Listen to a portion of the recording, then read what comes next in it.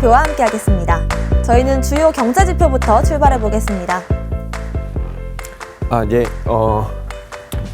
주가 계속 오르고 있죠. 3,950선인데 조만간 4,000 찍을 것 같고 네. 금은 좀 포기했습니다. 조금 떨어졌네요. 금은 비해서. 제가 사실 금 선물에도 조금 투자를 했었는데 네. 기다리다 지쳐서 보내줬죠.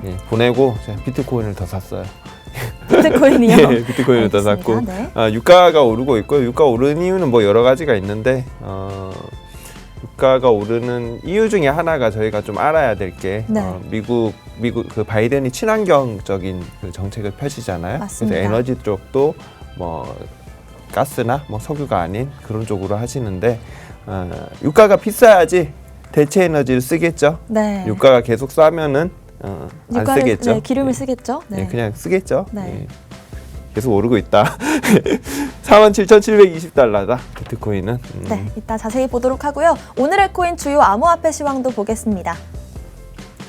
예, 도미넌스 점유율 61.62%고요. 한화로 5,231만 원. 네. 평단이 얼마셨죠? 평단이 지금 4,200만 원대거든요. 네. 제가 놀리려고 얘기했는데 저 5,200이었던지 알고. 정말 20%대 수익률을 지금 수익 중이시구나. 있습니다. 축하. 저를 노리려고 하셨군요. 죄송합니다. 네. 알트코인들이 많이 회복했어요. 어제 한번 예. 크게 조정이 살짝 며칠 한 2, 왔었죠. 3일 크게 조정받았다가 알트코인들이 그 떨어졌던 폭만큼 그 추세가 좋았던 알트코인들은 다시 다 올라왔습니다. 뭐 이더리움, 폴카닷, 뭐 리플, 뭐 에이다 뭐 다 올라왔어요. 예. 저도 어제 잠깐 떨어진 틈을 타서 추가 매수를 했습니다. 네. 네, 설 용돈을 부었어요. 네. 엄청 열심히 하세요. 은근히. 저 계속 보고 있죠. 저희 단톡방도 계속 보고 안 있습니다. 하시는 것처럼 척 하시면서 엄청 열심히 하고 원래 계십니다. 고수는 조용히 있는 거 아니겠습니까? 알겠습니다. 네. 장이 계속 볼까요? 장이 네. 전반적인 추세가 좋습니다. 메이저 그 알트코인들도 떨어지더라도 바로 또 회복해서 올라오는 모양새. 맞습니다. 그럼 비트코인 차트도 한번 자세히 보겠습니다. 비트코인은요. 네. 지금 이제 5,200 하고 나오는데. 올라간다고 저는 보는데 이번에 올라갈 때 못 사세요. 지금 안 사시면. 지금 훅 올라갈 수도 있다. 이번에 올라갈 때 하다가 못 삽니다. 그래서 저는 차라리 지금 예비 자금이 있으시면 한 절반 정도는 지금 가격대에 사시고요. 그래도 혹시 떨어질 수 있으니까 떨어진다면 기쁜 마음으로 나머지 절반 더 사세요. 네. 어차피 오를 겁니다, 비트코인 지금. 항상 분할 매수에 강조하시고 계신데요. 지금 네. 뭐 뉴스도 너무 좋고요. 비트코인은 안 오를 수가 없어요, 지금. 오를 강력하게 겁니다. 얘기해주고 계시네요.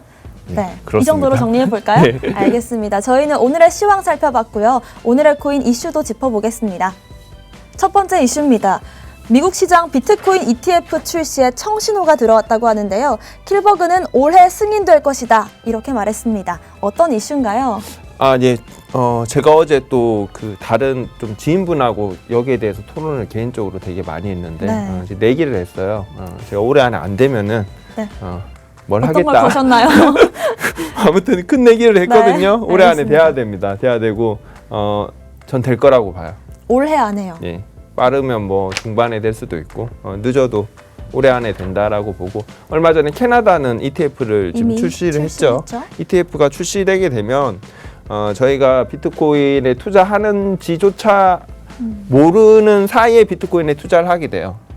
그게 지금 뭐 우리나라 연기금이 테슬라로 60조를 벌었거든요. 연기금이 진짜 네. 숨은 고수 같아요. 저는 테슬라를 못 샀어요. 우리 코인 여왕님은 사셨지만 네. 그렇지만 제가 낸 세금으로 우리나라는 그 연기금에서는 테슬라를 샀죠. 투자를 잘 했습니다. 예, 그렇죠. 맞습니다. ETF가 되면은 비트코인도 이런 식으로 결국 될 겁니다. 내가 모르는 사이에 비트코인이. 은행, 증권. 저희가 은행에 돈을 맡기면 이자만 받잖아요. 네. 그렇죠? 근데 그 은행은 그 예대 마진으로 비트코인에 투자할 수도 있는 거죠. 그렇습니다. 은행도 기업이니까 우리나라 뭐 연기금이나 뭐 다 마찬가지입니다. 그래서 지금까지 10개 정도의 거래소에서 시도를 했지만 항상 무산됐었는데 킬버그가 자신의 아내한테 청혼을 할 때 15번에서 20번 정도 계속 문을 두드렸다고 합니다. 네. 이번에 올해 안에 한번 저도 기대를 해보겠습니다. 네. 네, 두 번째 이슈도 한번 살펴볼까요?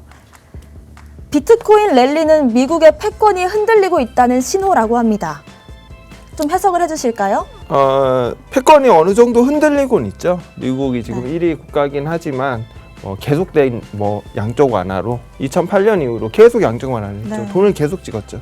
그리고 이제 조금 덜 찍어야 되겠다라고 생각했을 때 또 코로나가 터져서 네. 예전보다 훨씬 더 많이 찍게 되는데 달러가 많아지고 미국이 국채를 많이 발행할수록 미국 그 통화나 미국의 패권은 조금씩 약해질 수밖에 없어요. 달러가 약해지- 흔들리면 네. 미국의 위상도 같이 흔들리는 그렇죠. 거겠죠? 그렇다고 당장 미국이 망한다는 얘기는 아니고 그럼요. 네. 좀 약해질 수밖에 없는데 그럴 때 항상 그 대체 자산으로 떠오르는 게 금이었죠. 네, 지금까지요. 금이었는데 금은 두 종류가 있죠. 네. 옛날 금과 21세기 디지털 골드, 디지털 골드. 비트코인이 있죠. 네. 비트코인과 암호화폐가 있는 겁니다. 제가 그냥 하는 말이 아니라 지금 인식이 이렇게 바뀌었어요. 이미 바뀌었어요. 맞습니다. 금은 두 종류가 있다라고 생각하시면 됩니다. 옛날 그리고 금과 미국 패권이 비트코인, 흔들리면 전통적으로 금이 올랐어요. 이 달러가 약세면은 달러 기반 자산이 다 오르는 거예요. 네. 대표적인 게 금이고, 금은 5,000년의 역사를 가지고 있고, 비트코인은 10년밖에 안 됐지만 금의 경쟁자로 떠오르고 있다. 네. 두 번째 이슈까지 살펴봤습니다. 저희는 마지막 이슈도 짚어보겠습니다. 네, 버지가 51% 공격을 당한 후 56만 개의 블록이 재구성됐다고 합니다.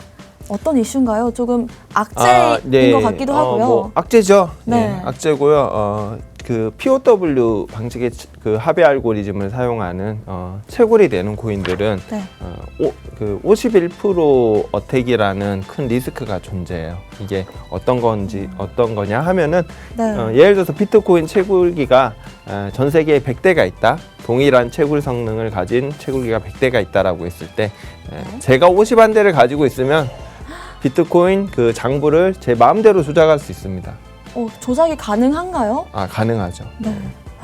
조작이 무서운데요? 가능한데, 근데 비트코인 같은 경우에는 현실적으로 이게 불가능한 게 채굴기가 전 세계에 수천만 대, 수백만 대가 있고 아프리카에도 있고 유럽에도 있고 미국에도 있고 아시아에도 규모가 있고 너무 크죠. 너무 흩어져 있어서 네. 이거를 내가 51%를 점유하려면 돈이 어마어마하게 들고 실제적으로 좀 현실적으로 불가능한 거죠. 네. 이론적으로는 가능한데, 그런데 이 버지 같은 그 채굴 해시가, 네트워크 해시가 작은 코인 같은 경우에는 그게 가능합니다. 그리고 버지가 이번에 3번째인가 4번째 당했어요. 3번째, 4번째요? 예. 좀 그리고 심각하네요. 버지 같은 네. 경우에는 그 블록 합의 시간이 좀 길어요. 다른 코인에 비해서. 네. 비트코인은 10분이고 그런데 버지는 2시간이에요. 아이고. 2시간이라서 그 조작하기에 시간적인 여유가 아주 용이하다. 그럼 투자자들은 앞으로 투자를 할 때 어떤 걸 좀 주의를 해야 될까요? 그 POW 코인은요, 네트워크 해시가 낮은 코인은 좀 조심하셔야 돼요. 네.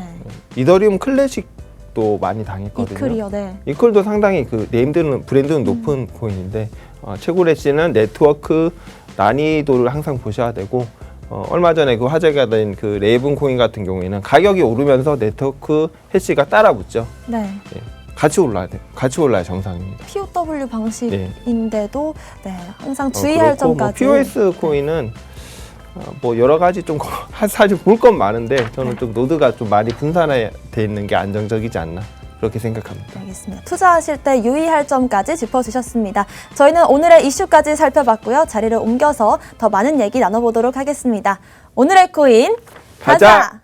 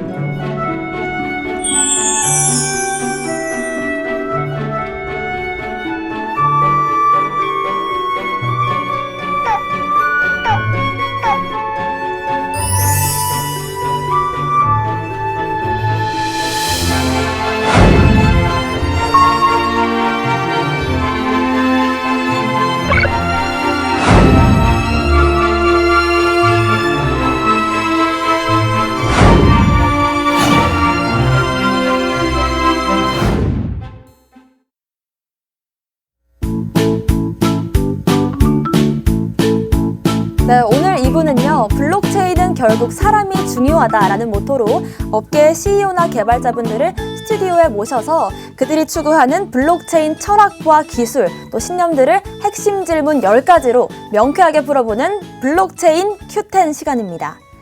오늘 저희를 찾아주신 블록체인은요, 가상자산 거래소 고팍스를 운영하는 스트리미의 대표 이준행 대표입니다. 어서 오세요. 안녕하세요. 네. 안녕하세요. 안녕하세요. 네. 안녕하세요.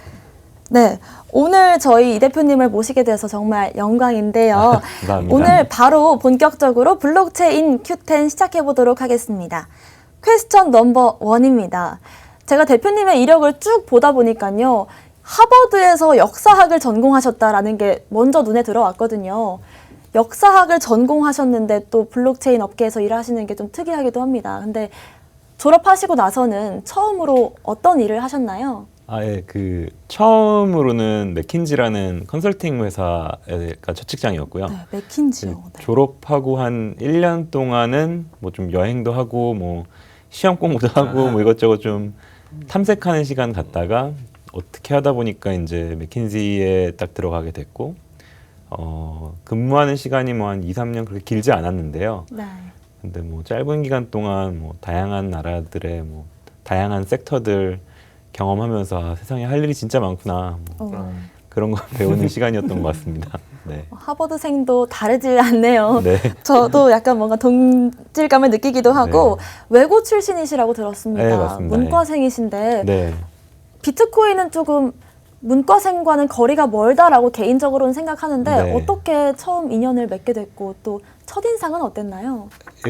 그 우연한 계기로 알게 됐고요. 근데 문과생이라서 좀 확신이라 그래야 될까요? 이런 건 더 쉽게 가졌던 것 같아요. 오히려 네, 그러니까 사실 컴퓨터공학 백그라운드가 없어서 배경이 없어서 이제 그 처음 이게 진짜 맞나? 이게 네. 진짜 말이 되나? 이런 것들을 검증하기 위해서 뭐 주변에 친구 중에서 이제 지금 저희 회사 CTO인데 그 친구한테 그러니까 좀 이것저것 개념도 막 물어보고, 그 다음에 뭐 그 주말에 기본적인 좀 과외 같은 것도 좀 받고 했었는데 네. 기본적인 개념을 알기 위해서. 네. 근데 사실 오히려 제가 역사를 전공했기 때문에 네. 이게 사회적으로 역사적으로 어떤 좀 함의가 있나에 대해서 그 패턴들이 그냥 되게 직관적으로 잘 보였던 것 같아요. 네. 그래서 뭐 첫인상이었다라고 하면은 그야말로 되게 신묘했죠. 그러니까 약간 빠져들어가면서 이거 너무 대단한데 이거 어떡하지? 근데 이제 딴 거 하기 힘든 정도? 예. 아, 그렇죠. 완전 그렇죠. 빨려 예. 들어가셨군요. 그 역사학도셨으니까 네. 오히려 그 더 확신을 가지시는 시기가 빠르셨던 것 같아요. 전공을 살리신 네. 거네요. 어떻게 보면. 그렇죠. 이게 네. 약간 무슨 옛날에 중세에 보면은 종교에 대해서 아무도 질문을 안 하다가 네. 15세기 예, 때쯤 질문을 그죠? 하잖아요. 근데 이게 돈이라는 거가 어떤 건지, 이 개념이 뭔지에 대해서 이제 질문을 하게 하고, 그 본질에 또 대해서. 그쵸. 결국은 프로토콜이라고 하는데 그 프로토콜이 결국은 규약 같은 거잖아요. 네. 나랑 너랑 어떻게 어떤 믿음 체계를 네. 공유하고 그 룰대로 트랜잭트를 하겠다는 뜻인데, 이제 그런 개념도 되게 신기했고, 그 다음에 이제 자산군적으로도 발행인을 특정할 수가 없다는 게 어떤 증권법 테두리 안에, 이건 자산군인데 네, 그렇죠. 이제 증권의 테두리 안에 들어갈 수가 없다 보니까 이거는 또 새로운 자산군이 되겠다. 그러니까 이런 부분도. 근데 이 패러다임 자체가 굉장히 대중 참여적이고 개방적이고 수평적이고 하다 보니까 21세기의 어떤 패러다임이랑 되게 잘 맞잖아요. 맞습니다. 그게 이제 감이 딱 오는 거죠. 와. 이게 그러니까 역사를 기술도 재밌고요. 네. 전공을 하신 분들이 오히려 믿기가 저도 더 쉽다고 생각해요. 오히려요. 네. 그 전반적인 흐름이나 화폐가 결국 신용 기반으로 형성이 되는 거고요. 저희가 뭐 돌덩이가 돈이라고 믿고 썼잖아요. 과거에는 그랬죠. 그랬고 네. 저는 그 이과 쪽인데 네. 오히려 저는 뭐 확실한 지 몇 년 안 됐어요. 아 정말요? 네. 자고 일어나면 없어질 수 있다라고 생각했는데 오히려 저도 확신하게 된 계기가 그 역사와 그런 것들에 대해서 공부를 하면서 금융의 역사라든가 인류의 역사 그런 쪽을 공부하면서 오히려 그쪽 공부를 하면서 오히려 확신하게 됐어요. 알겠습니다. 처음에 만난 건 우연한 계기였다, 우연한 기회라고 하셨지만 2017년에 가상자산 거래소 고팍스를 운영하시기까지 그 역사가 좀 보이는 것 같습니다. 2017년에 고팍스를 이제 창립을 하셨습니다. 어떤 확신이 이렇게 고팍스라는 회사를 또 만들기까지 했나요? 얘기가 사실 조금 긴데요. 이거는 네. 회사는 이제 창업은 2015년에 했었고요. 15년도요. 그때는 이제 저희가 거래소란 모델로 시작은 못했어요. 왜냐면은 이미 한국의 다른 거래소들이 그 VC들한테 그 자금을 유치해가지고 운영 중이었고, 네. 그때는 이제 거래소라는 게 꽤 탄탄한 인프라로 이미 자리 잡았다고 가정을 하고 그 위에다가 이제 그 서비스 사업 모델을 만들어서 작업을 했었는데, 어떻게 보니까 이제 그 했던 게 좀 너무 빨랐던 거죠. 그래서 15년도요. 15, 16, 그러니까 17년도 중반까지도 그냥 뭐 기재부, 금융위 이런데 뭐 은행 계속 그냥 다니면서 네. 국내에서는 이제 결국은 출시를 못하고 규제에 막혀서, 그리고 이제 홍콩에다가 라이센스를 홍콩 자회사를 만들어서 따가지고 이제 운영을 했었는데, 그마저도 2017년 1월달에 라이센스를 따고 2017년 여름에 계좌가 막혀가지고 그 서비스를 중단을 하는 상황이 생겼었어요. 그때 네. 이제 코인 광풍 불면서 이제 저희 같은 회사도 은행 계좌를 다 막아버렸었거든요. 그래서 이제 그랬었고, 근데 어떻게 보면 다행히 2016년도에 여름에 그 당시에 이제 제일 큰, 지금도 존재하는 거래소인데 비피넥스라는 그 외국 거래소가 네. 해킹당하는 사건이 있었었고요. 큰 사건이었죠. 저희가 근데 사실 원래 그 만들었던 제품은 개발이 그 2016년 여름에 거의 이제 완료가 되는 상황이었었고, 그래서 이제 다음에 뭐를 할까라고 고민을 할 때, 그리고 저희가 이제 또 거래소를 쓰다 보니까 네. 이게 인프라로서 많이 부족하다. 우리도 좀 할 역할이 있겠다. 제대로 된 거 한번, 이게 어떻게 보면은 이 인프라가 제일 중요한데 이게 네. 토대인데 굉장히 어렵고 좀 더티 워크라 그래야 될까요? 그러니까 더티 어떻게 보면 워크요. 진짜 이게 그냥 국어 표현으로 어떻게 할지 모르겠는데 이게 그냥 그 더티 부르는 워크. 네. 정확한 더리 표현이십니다. 워크라고 하는데 네. 뭐 그 진짜로 그 손에 이제 흙을 묻히면서 네. 네. 이제 그 하는 그런 일들이 많다 보니까 좀 내부 반대도 있고 했었는데, 어쨌든 이게 제일 필요하고 역할이 있겠다라고 생각을 하고 이제 만들었는데, 이제 제대로 만들려다 보니까 출시 기간이 굉장히 늦어져가지고 늦춰지고. 17년도 11월 달에 이제 막차를 네. 탄 거죠. 네. 광풍 네. 막차를 또 17년. 그렇죠. 사실 네. 그래서 그때였군요. 조금 어떤 확신으로 거래소를 런칭했냐라고 물으시면은 그냥 그 상황에서는 갈 길이 이거다라고 밖에 안 보였어요. 그 당시 ICO를 하기에는 보통 ICO를 하든지 아니면은 거래소를 하든지 2016년도에 네. 이제 그 두 가지가 어떻게 보면 갈래길이었는데, 맞습니다. 이제 ICO는 혹하지만 길게 봤을 때 자신이 없었었고요. 네. 거래소 같은 경우는 굉장히 터프할 게 딱 느껴지긴 하지만 그래도 이게 굉장히 필요하고 역할이 있을 것 같다라고 생각을 해서 길게 보고 시작을 한 거죠. 예. 길게 보고 하신 네. 거군요. 사실 2017년 11월 이때는 광풍이 불던 시기라서 아까 말씀하셨지만 또 다른 길로는 ICO를 할 수도 있고, 또 당시에 펌핑도 많이 하고 자전 거래를 하는 거래소들도 많았습니다. 네. 근데 이런 유혹들을 다 뿌리치시고 고팍스는 한 번도 이런 문제를 일으킨 적이 없었고, 또 그래서 사람들의 신의를 많이 얻지 않았나 이런 생각도 드는데, 감사합니다. 이런 유혹을 뿌리치기가 쉽진 않았을 것 같거든요. 근데 어떻게 이런 검은 유혹들을 다 물리치셨는지 저는 그게 궁금해요. 이게 실제로 운영하는 입장에 들어가면은 뭔가 좀 인간 본성을 거슬리는 것 같은 그런 느낌이 좀 있어요. 네. 옆에 사람들이, 옆에 업체들이 다 하고 눈앞에 너도 이제 나도, 왔다 갔다 그쵸. 하는데, 이게 생존의 문제인지 이거를 하는 게 아니면은 이게 어떤 뭐 내 자존심의 문제인지 이렇게 헷갈릴 때도 좀 선이 흐려질 때가 굉장히 많거든요. 그쵸. 이해합니다. 네. 공감되시는군요. 항상 도덕적인 딜레마들이 발생을 했었었고요. 물론 요즘 특근법이 나와서 굉장히 좀 많은 분들이 자정이 될 거라고 생각은 하지만, 근데 네. 그 크게 보면은 두 개인 것 같아요. 네. 그 첫 번째로는 그 뭐 저희는 이거 베팅을 할 때, 그러니까 사업을 하면서 이제 베팅을 하게 되잖아요. 네. 근데 결국은 비트코인과 어떤 블록체인이 굉장히 잘 될 것이다. 그게 이제 했던 첫 번째 배팅이라고 하면은 저희가 했던 두 번째 배팅은 이게 제도 안에 편입될 것이다. 와, 미리 내다보셨군요. 네. 예, 근데 그게 어떻게 보면 역사를 공부하면은 네. 당연할 수밖에 없는 건데. 그렇죠. 예. 근데 제도화가 될 거라고 생각을 하면은 결국은 이런 것들이 카르마로 돌아올 거라는 생각을 안 하기가 되게 힘들었던 것 같고요. 카르마라는 네. 단어. 두 번째로는 사실 이게 그 좀 의미가 없어진 느낌이 들잖아요. 내가 이거 해가지고 사실 이 일을 하는 것도 도덕적인 딜레마인데 내가 나도 잘 되고 뭐 네. 남도 잘 되고 이렇게 하는 게 아니라 누군가가 좀 그런 창피하잖아요. 맞습니다. 나중에 아. 10년 뒤에 봤을 때 네. 얼마나 창피하겠어요. 아, 네. 스스로한테 좀 네. 부끄러울 수도 있고 창피하잖아요. 그러니까요. 네.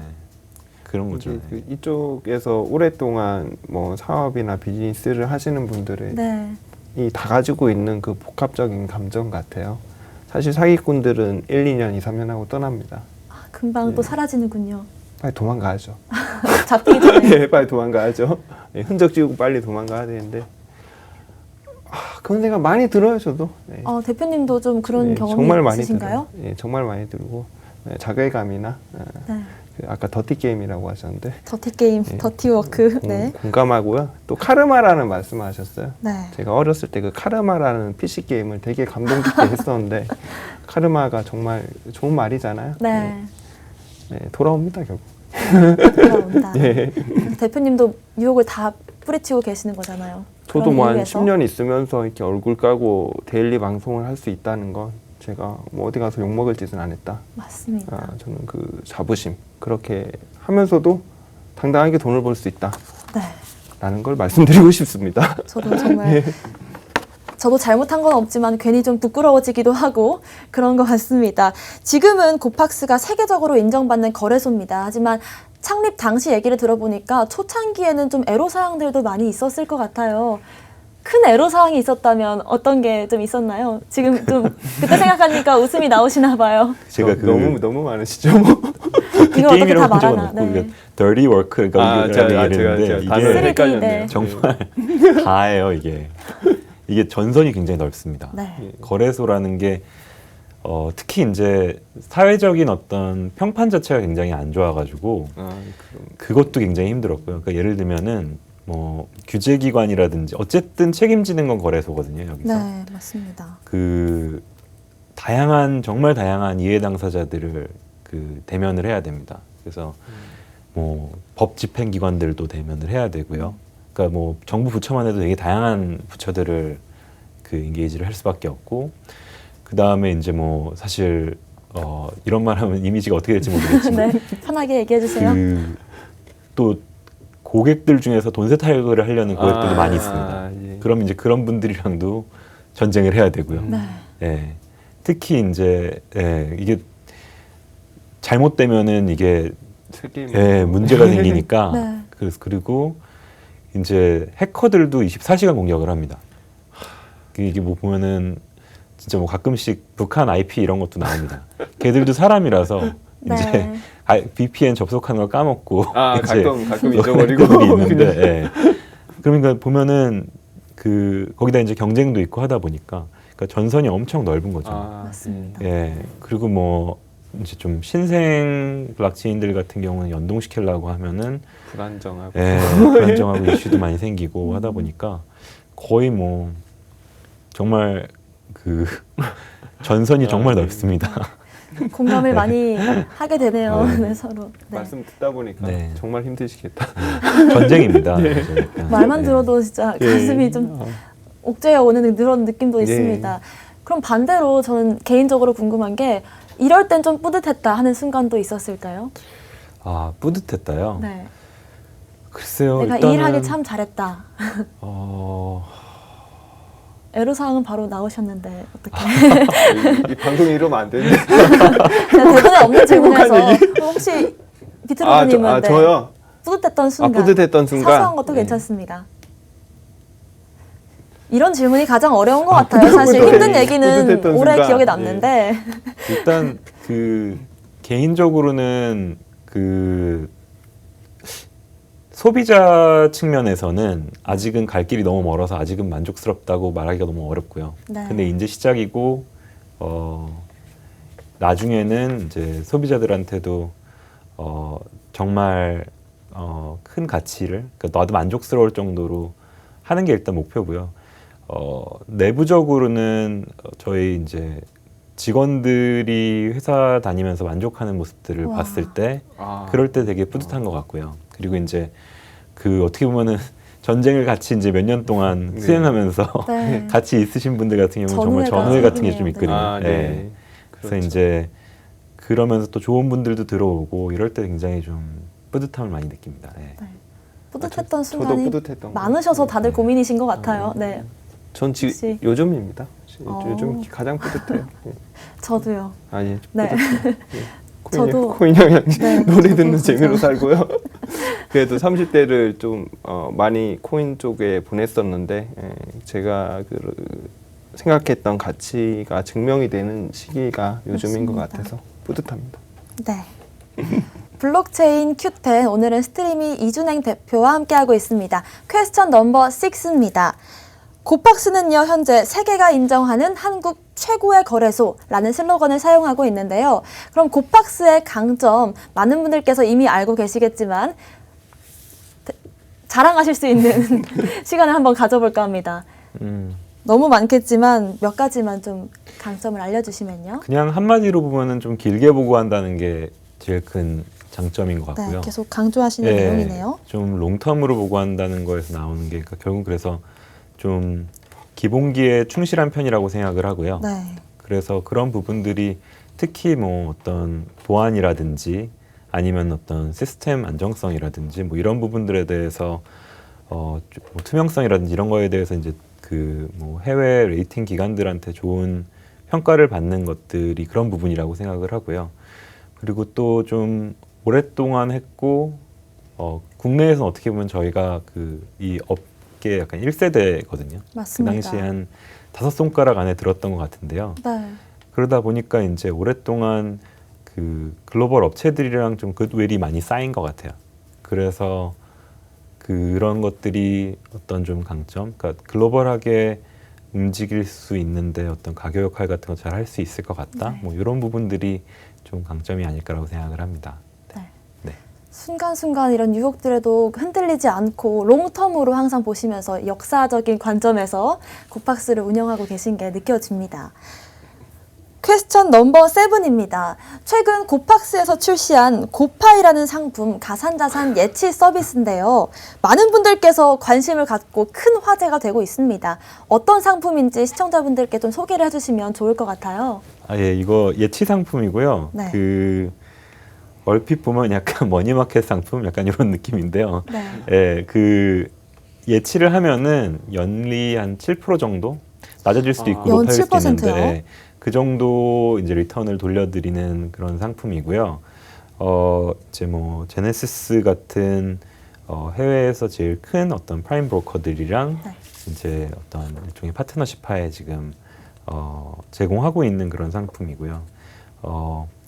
그래도 되게 이때 굉장히 고파이 반응 봤을 때 되게 뿌듯했습니다. 저희가 네. 뿌듯했던 순간. 사실은 네. 그 어떻게 보면 이제 여력이 없어서 마케팅을 막 강하게 신경을 하거나 못 그런 썼는데. 상황은 아니었는데 그리고 사실은 지금까지 거래소들이 어떤 좀 신뢰가 있다, 안전할 것 같다 이런 것 때문에 사람들이 거래소에서 거래를 하지 않고 네. 되게 맞습니다. 그 어떤 이벤트- 기회가 있다, 이벤트가 있고 이벤트. 예, 그 뭐 진짜 뭐 펌프앤덤핑이라든지 예. 아니면 되게 오퍼튜니스틱하게 이렇게 네.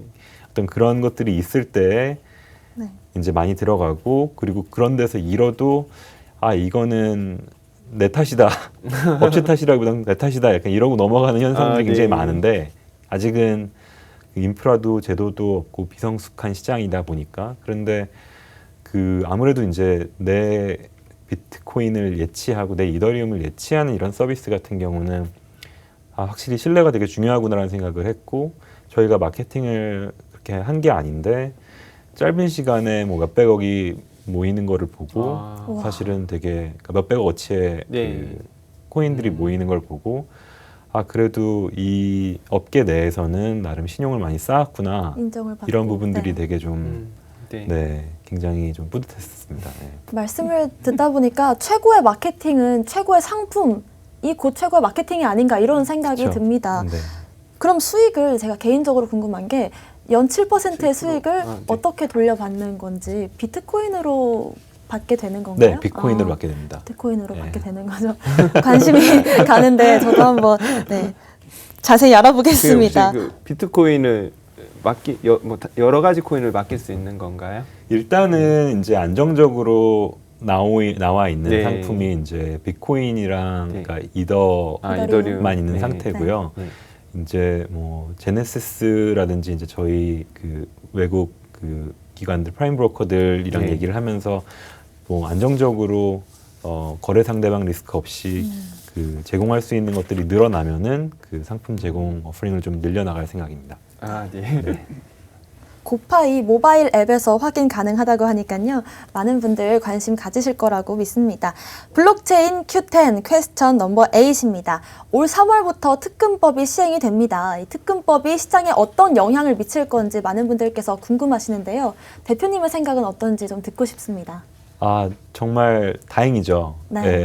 이거라도 미리 선견 지명이 있어서 있으셨잖아요. 네. 네, 좀 다행인 것 같고 그래도 이제 어느 정도의 시장을 좀 정리시켜주는 역할을 하게 될 것 같고요. 적어도 이제는 그 아주 기본을 안 지키는 데들 같은 경우는 이제 퇴출이 되게 돼 있으니까 어느 정도 네. 좀 정화가 이루어질 것 같고 그리고 아직 멀었지만 어떻게 보면은 개인적인 그 거래소를 운영하는 업체 대표 입장에서도 그 리스크가 좀 줄어든 거나 마찬가지라고 저는 보고 있습니다. 이게 아이러니하게 이런 기본적인 제도나 규제들이 많아지면 많아질수록 이제 저희 같은 경우는 그렇죠. 책임도 명확해지면서 이제 권한까지 생기는 거니까요. 네, 그런 부분들이 좀 다행인 것 같습니다. 네. 이게 또 가격은 어떻게 영향을 미칠지 사실 저는 개인 투자자로서 궁금하거든요. 네. 특금법이 시행되면 이게 좀 긍정적인 영향을 줘서 가격이 좀 오를지 아니면은 오히려 사람들의 어떤 불안 심리가 좀 작용을 해서 떨어질지 이런 것도 혹시 예측을 해주시면 좋을 것 같아요. 일단 특금법을 국내 현상으로 바라보면은 그러니까 이 그냥 국내 현상만으로 바라보면은 이게 가격에 주는 역할은 미미할 거라고 생각은 하는데요. 네. 이거를 이제 어떤 역사적으로, 글로벌한 전 네. 세계적인 그 현상의 그러니까 제도화라는 전 세계적인 움직임의 일부라고 바라보게 되면은 이게 어떻게 보면은 지금 그 좀 슈퍼 사이클을 이끄는 큰 그 내러티브 중에 하나죠. 맞습니다. 예. 사실은 이게 그 페레프라고 미국이 주도하는 기관에서 이제 그 권고안이 나왔기 때문에 되게 빠르게 이런 규제법을 도입을 하게 된 거거든요. 네. 개정법을 통해서. 근데 사실은 이 제도화라는 움직임이 우리나라에서만 일어나는 게 아니라 이제 뭐 선진국이라든지 동남아 국가들이라든지 물론 이제 최근에 뭐 인도나 나이지리아나 이런 데서는 이제 중국처럼 배닝을 하긴 했지만 금지를 하긴 했지만 그래도 이 어떻게 보면은 자유주의 어떤 그 이제 페레프 회원국들 사이에서는 보편적으로 이제 도입이 되고 있는 제도화되는 또 움직임의 네. 일부다 보니 예. 이건 좀 정상적으로 사업하시는 거래소 입장에서도 정말 좀 좋은 일 같고 네. 좀 경쟁자들이 정화 작용이 좀 될 것 정화작용이 같아요. 있고 투자자 입장에서도 특금법이 정말 좋아요. 저는 네, 어떻게 보시나요? 저는 특금법 더 시행? 많이 규제해 줬으면 좋겠어요. 더 많이요. 네. 예. 어차피 벌 사람들은 많이 벌고 세금 내면 됩니다. 그리고 지금 너무 이게 법과 제도가 없으니까 너무 불안한 거죠. 투자하는 사람들 입장에서도. 저는 뭐 오래 했으니까 그냥 그러려니 하는데 얼마 전에 또 단톡방에 한 분이 오셔서 네. 부동산 카페에서 오셨대요. 어디서 자꾸 이렇게 오시는지 저도 그러게요. 궁금합니다. 뭐 자꾸 오시는데 부동산 카페에서 오셨는데 물어보는 거예요. 이것저것 코인 대해서. 그럼 정말요? 비트코인 사려면 어떻게 네. 해야 되냐요? 그러니까 거래소를 이용하시면 됩니다. 그럼 증권거래소와 증권사 뭐 미래에셋 그런 것이랑 같나요? 뭐 키움문이랑 같나요? 아니요, 그것과 네. 다릅니다. 그래서 우리 거래소는 다 독립시장이라고 보셔야 됩니다. 아 그런가요? 그럼 그 거래소를 어떻게 믿고 거래를 하죠? 그러니까 믿을 수 없습니다. 예, 이제 곧 법과 제도가 생기는데 아직까지는 100% 신뢰할 수는 없는 게 현실이잖아요.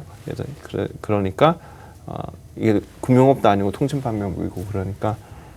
근데 저는 이 암호화폐 투자하고 있는 입장에서 암호화폐 투자했을 때 좋은 점 이런 걸 되게 좀 많이 얘기할 수밖에 없는데 네. 결국은 개인은 뭐 거래소를 통해서 투자를 할 수밖에 없는 구조고. 네, 맞습니다. 근데 거기서 그 진입 장벽이 많이 막히시더라고요.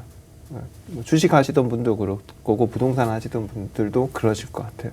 아 그러면 저는 좀 불안해서 나중에 좀 안정화가 되면 할게요 하면서 끝났거든요. 정말 근데 이게 뭐 특근법이 되고 그러면은 일단 1차적으로 좀 정비가 끝나는 시점이니까 그 시점이 되면 저는 또 국내 투자자분들도 저력이 상당하다고 생각하거든요. 이번에 그 동학개미라던가 테슬라도 다 한국에서 올린 거 아니에요? 서학개미와 동학개미의 힘이 합쳐졌죠. 네. 예, 그 한국에서 엄청 샀잖아요. 맞습니다. 그래서 저는 뭐 주식하고 부동산 하시던 분들이 코인 시장으로 넘어오는 시기가 국내 예. 네.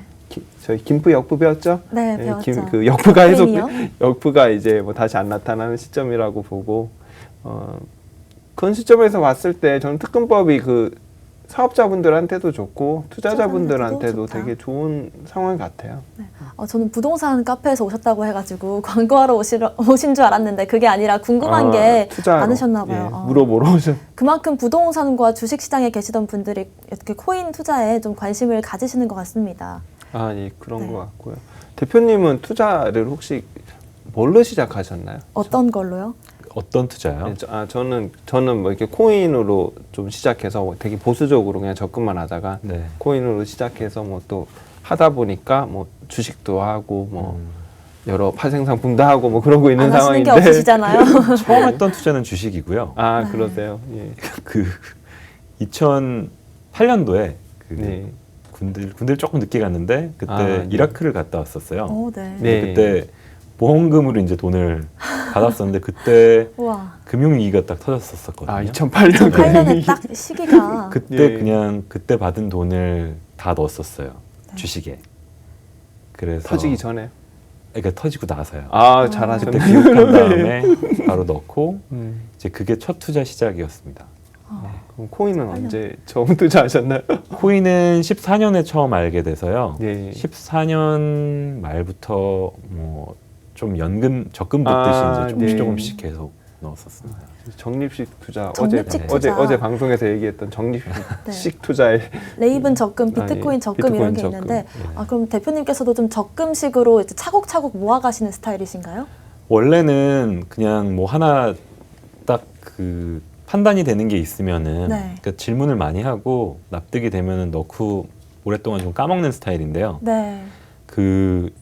이게 어쩌다가 이제 돈이 좀 딴 데 그 투자가 크게 돼 있는 이후에 이제 비트코인을 알게 돼서 그 가용 자원이 없다 보니까 네. 하다 보니까 이제 그 월급 나오는 대로 이제 아, 네. 적금식으로 이렇게 붓는 방식으로 했었죠. 예. 적금식으로. 네. 제가 또 대표님께서 하신 인터뷰들을 찾아보니까 전체 자신의 자산의 5% 정도를 투자하는 게 좋다라고 말씀하셨는데 일반인들 입장에선 그렇고요. 사실 네. 저는 비중이 훨씬 크고요. 개인적으로는. 네. 예, 개인적으로는 저는 비중이 그거보다 훨씬 크고요. 근데 일반적으로 5% 넘어가면은 힘들어 하시더라고요. 근데 네. 이게 네. 변동성이 너무 크다 보니까 그 고수가 아닌 일반 어떤 개인들이 이 심리를 감당을 해내질 못해요. 아, 맞습니다. 어제도 이제, 보셨죠. 잠깐 예. 이렇게 큰 조정이 한번 훅 오니까 다들 네. 많이 불안해 하시더라고요. 아, 그렇죠. 그럴 수밖에 없는 것 이게 뭐 같아요. 개장 폐장도 없으니까 또 이게 절제가 안 되면 항상 막 신경이 여기 가 있을 수밖에 네. 없거든요. 2017년 또 18년을 겪어보신 분들이라면 어제 좀 놀라지 않으셨을 것 같기도 한데 이제 막 뭐, 시작하신 분들은 네. 좀 당황스러우셨을 수도 있을 것 떨어진 같고요. 것도 아니죠, 사실. 사실 약한 조정이라고 말씀하셨는데 조정이라고도 할 수 없나요? 조정이라는 건 뭐 5% 며칠씩. 10%그 정도가 조정이고 좀 그 하락이라는 건 한 20, 30%. 네. 그렇죠. 일일비 하면 뭐 안 되겠죠. 5%도 안 떨어졌어요. 비트코인 기준으로. 맞습니다. 상승장의 중기예요 지금. 예? 상승장의 중기다. 예, 요새는 조금 아, 네. 방송에서 말을 편하게 굉장히 옛날에 분위기가 있다 보니까 네. 보수적으로 얘기를 하는데 네. 그 5천만 원 선, 5만 불 선 얘기를 했었거든요. 네. 근데 이게 아마 5,400만 원 정도네요. 네, 그러니까 한 5만 불 선을 옛날에 얘기를 했었었는데 한 5만 불까지는 상승 영역이 있다. 네. 근데 이게 어떻게 보면은 그 한 지금 정도 선이 이제 어떻게 보면 좀 뉴 버튼, 그 새로운 어떤 밑을 바닥, 형성을 네. 할 것 같고요. 이제는 이 위로 그 랠리가 계속 되긴 할 거예요. 네. 근데 다음에 떨어진다라고 하면은 이 언저리로 이제 회귀할 겁니다. 지금 가격대가 뉴 버튼. 네, 뉴 떨어지더라도 버튼을 지금의 형성할 지지를 거라고 받을 저는 것이다. 보고요. 네. 예. 그리고 지금이 상승장으로 보면 한 중기 정도 된다고 보는데 이번 사이클이 굉장히 깁니다. 네. 예. 혹시 어느 정도 사이클을 생각하고 계신지도 여쭤봐도 될까요? 일단은 제일 보수적으로 얘기를 하면 올해 한 연말까지는 네. 상승 사이클이 갈 거로 보고요. 근데 중간에 당연히 이제 침체기 떨어지는 기간들이 올 수도 있는데요. 네. 결국은 한 그 이 정도 금액에서 회귀를 할 거고 그 순간적으로 진짜 억대 이상으로 튈 수 있죠. 네. 네, 저희가 순간적으로. 그래서 지금은 옛날 사이클이랑 비슷하다고 하면은 한 올해 한 지금 중순, 중하순 그 정도의 이제 랠리가 끝나는 게 정상적인데 요번이 사이클이 좀 길어져서. 아마 연말까지도 그 이후까지도 네. 이제 이게 익스텐드 될 수도 있다라고 보고 네. 있고요. 네. 저도 그렇게 보고요. 네. 지금 뭐 가격과 별개로 시장 상황 자체가 너무 좋아요. 너무 좋아요. 경제 상황도 그렇고 뭐 뉴스도 그렇고 서로 지금 들어오려고 줄 서고 있는 상황이라서. 맞습니다. 예. 그러니까 아이러니하게 경제 상황은 그러니까 실물 경제 상황은 너무너무 안 좋은데 자산만. 네, 이게 좀 어떻게 보면은 좀 되게 마음이 아픈 네. 부분이기도 하죠. 이게. 네. 네. 어쨌든 악재를 그러니까 비트코인 투자로만 놓고 봤을 때는 한동안은 악재를 찾기가 조금 어렵죠. 그 정도로요. 악재를 네. 찾기가 어려워요. 네. 악재가 없어요. 요즘 비트코인 포털에 검색해 보세요. 나쁜 뉴스가 없어요. 찾을 수가 없는데 나쁜 뉴스가 저희가 없어요. 최근 네. 방송에서 또 비트코인 과연 1억 갈까라는 주제를 한번 얘기를 한 적이 있습니다. 근데 연말까지 충분히 가능성이 있다라고 보시는 걸까요? 연말까지는 모르겠는데요. 어렵지만 계속해서 순간적으로 상승이. 튀는 끝이 미니멈이 한 1억 정도로 지금 사실은 보고 있고요. 미니멈이 네, 더 튈 수도 있는데 근데 이제 이게 적정 가치냐라고 물어보면은 아직 그 정도는 아닐 것 같다는 생각은 하고 있고요. 네, 알겠습니다. 예. 네, 이게 사실은 적정 가치를 찾기가 굉장히 어렵잖아요. 네. 내재 가치가 없죠, 사실. 네. 저는 사실 내재 가치는 없다고 생각해요, 코인에. 예. 그럼 내재 가치는 없는데 그럼 바로 퀘스천 넘버 9으로 넘어가 볼게요. 블록체인이 그럼 앞으로 과연 세상에 어떤 영향을 줄 건지 세상을 바꿀 거라는 건 확신이 되는데 그 구체적인 그림을 한번 그려주시면 좋을 것 같거든요. 일단 하이 레벨에서 그러니까 얘기를 하면은 세대 교체가 제일 클 것 같아요. 세대 교체요. 네, 그러니까 디지털 세대, 뭐 밀레니얼 세대 등으로 대표되는 나뉘지만. 그러니까 디지털에서 활동을 하고 디지털 생활 세계에서 경제 활동을 많이 하는 그러는 그 세대들이 입김이 더 커지고 영향력이 더 커지는 그런 계기가 될 것 같고요. 그 다음에 뭐 금융 서비스적으로 봤을 때는 이제 인터넷에서 금융이 가능해진다. 우리가 지금 아는 금융 서비스들은 다 인트라넷에서 이루어지고 있는 거고요. 네. 근데 인터넷에서 금융이 이루어진다는 뜻은 뭐 그러면 정보나 어떤 미디어가 그러니까 뭐 유튜브나 이런 인터넷이 정보나 네. 미디어업에 했던 것과 비슷한 거를 이제 금융에서 한다라고 생각을 하면 됩니다. 그러니까 굉장히 다양한 금융 상품들이 나타날 거고 뭐 굉장히 그 빠르고 프릭션이 줄어들 거고 네. 그 다음에 굉장히 간편해질 거고 그냥 탭 몇 번, 클릭 몇 번으로 금융 상품이 발행되고 우와, 유통되고 맞습니다. 뭐 국경의 개념도 없어지고 뭐 나이제리아에 있는 아프리카든지 아프리카에 있는 뭐 빨래방을 하고 있는 사람한테 네.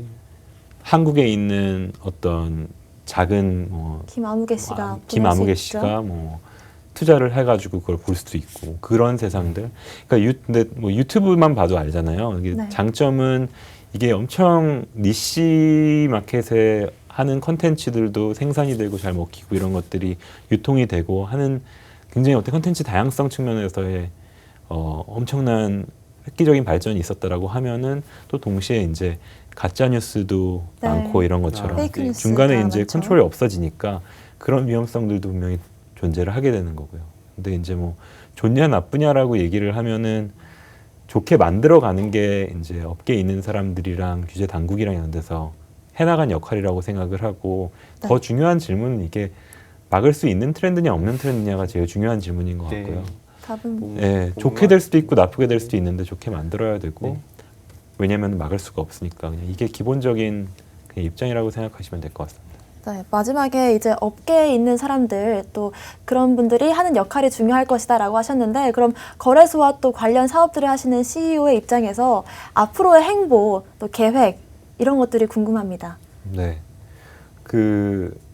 일단은 이게 원래는 스타트업을 시작할 때 거래소를 안 했으면 이런 생각을 안 했을 것 같긴 한데요. 네, 이 거래소를 하게 되면서 이게 일종의 인프라업이란 거를 하면서 느꼈어요.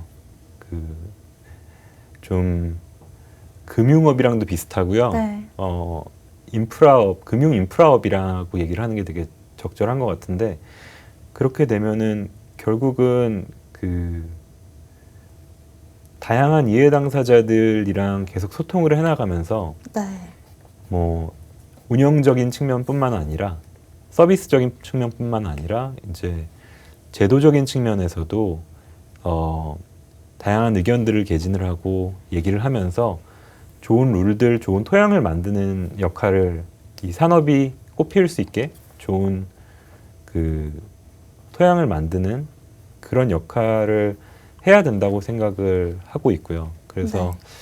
그런 일환으로 이제 뭐 협회 임원직 같은 것들도 그냥 계속 하고 있는 거라고 이해를 하시면 될 것 같고 내부적으로 얘기를 하는 거는 그러니까 뭐 인터넷이 뭐 인포메이션 슈퍼 하이웨이를 만든다고 막 옛날에 얘기를 했었잖아요.